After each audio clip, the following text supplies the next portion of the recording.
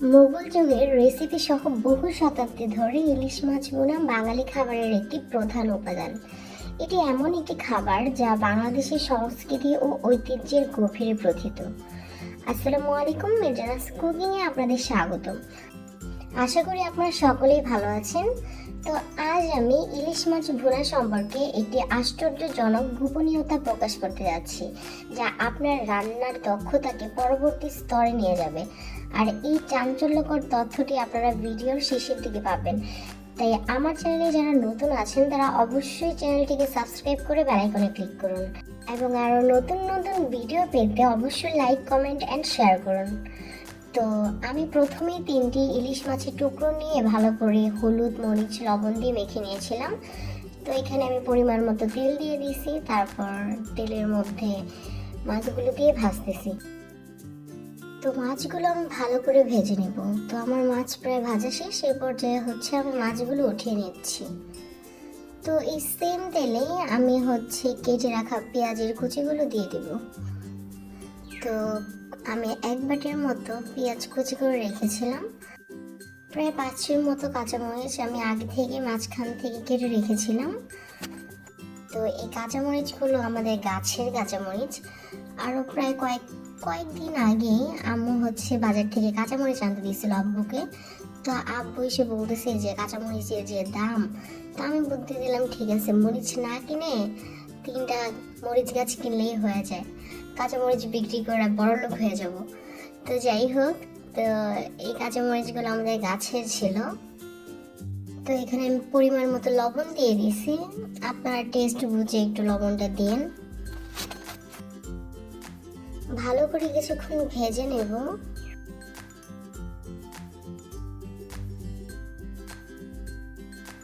আমি এখানে সামান্য পরিমাণের পানি দিয়ে দিচ্ছি যেন পুড়ে না যায়।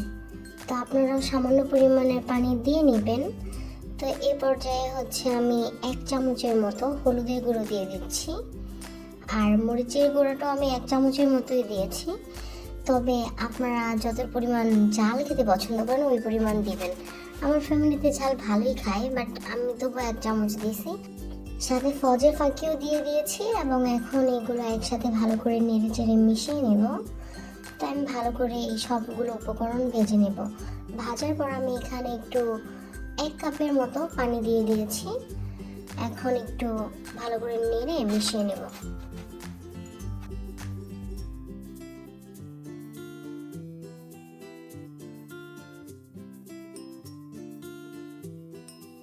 কালারটা কিন্তু খুব সুন্দর দেখাচ্ছে। তো এ পর্যায়ে আমি ভেজে রাখা মাছগুলো দিয়ে দিলাম।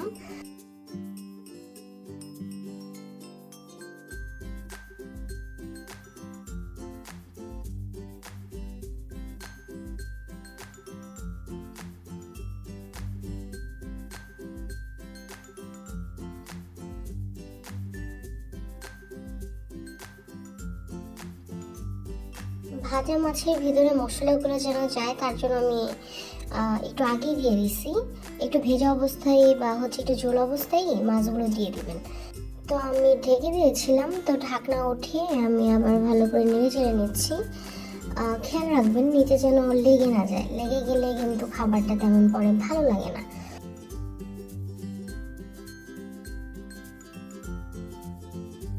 তো আমার রান্না প্রায় শেষের দিকে।